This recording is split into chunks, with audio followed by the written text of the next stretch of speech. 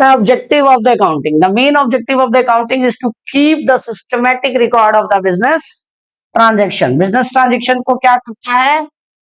Systematic तरीके से record करता है. किस ऑर्डर में करता है? क्रोनोलॉजिकल ऑर्डर में. Which order? क्रोनोलॉजिकल. क्रोनोलॉजिकल मतलब according to date and time.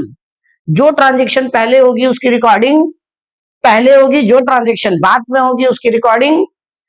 अब रिकॉर्ड करने से ये फायदा होता है कि बिजनेस की सारी चीजें मेमोराइज करने की जरूरत नहीं होती है, क्योंकि सब कुछ लिखा है. जैसे ही इसको कोई इंफॉर्मेशन चाहिए अपना एंट्री किया और उसने सर्च कर लिया उसको फटाक से कंप्यूटर पे. कहते हैं accounting is helpful in preventing and detecting error and fraud. आपकी कंपनी में कोई गलती हो रही है, कोई फ्रॉड हो रहा है, कहीं से पैसे कोई निकाल रहा है, विड्रॉ कर रहा है, मिस यूज हो रहा है, तो उसको आप बहुत आसानी से अकाउंटिंग की हेल्प से क्या कर सकते हो? पता लगा सकते हो. अच्छा, कई लोगों को ऐसा लगता है कि ना सीए जो होते हैं अकाउंटिंग ही करते हैं. नहीं, सीए अकाउंटिंग नहीं करते हैं, वो यही करते हैं, ऑडिटिंग कहते हैं इसे. क्या कहते हैं? ऑडिटिंग. ऑडिटिंग में क्या करते हैं वो ये पता लगाते हैं कि क्या एरर हो रहा है, मतलब क्या गलती हो रही है और कहां से पैसों का लीकेज हो रहा है. ऑडिटिंग एक टेक्निक है, जिस टेक्निक का यूज करके वो क्या पता लगाते हैं कि कंपनी के अंदर कहां से करप्शन हो रहा है, कहां फ्रॉड हो रहा है, कहां से पैसा लीक हो रहा है, विड्रॉ हो रहा है. तो ये बहुत इंपॉर्टेंट है. तो सीए का काम मेन अकाउंटिंग का नहीं है, सीए का मेन काम ऑडिटिंग का है.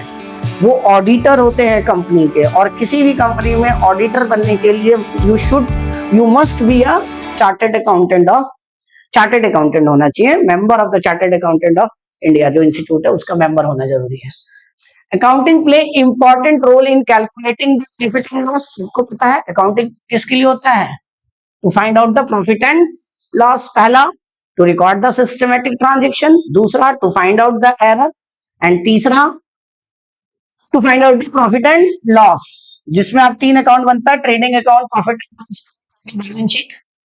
Balance sheet is not account, it's a statement. आगे आप पढ़ोगे है ना.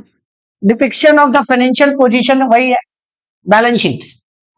फाइनेंशियल पोजीशन बताता है आपको. क्या बताता है? एसेट्स और लायबिलिटी कितनी है, आपकी संपत्ति कितनी है और आपकी लायबिलिटी मतलब दायित्व कितना है. तो आपकी एसेट्स और लायबिलिटी को बताता है. किसी भी कंपनी का अगर एसेट्स ग्रेटर देन है लायबिलिटी के, तो वो क्या है?